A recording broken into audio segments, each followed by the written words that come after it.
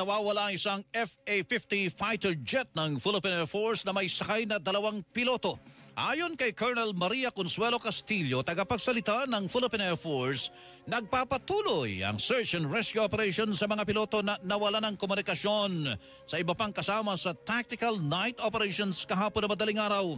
Ayon kay Castillo, lumalabas na nakapag-eject ang 2 piloto na sakay ng fighter jet.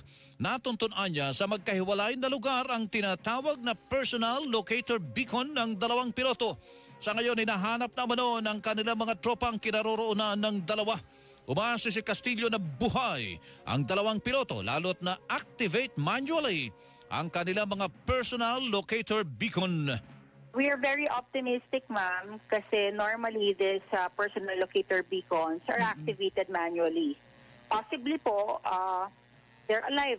That's why they were able to activate it manually. We are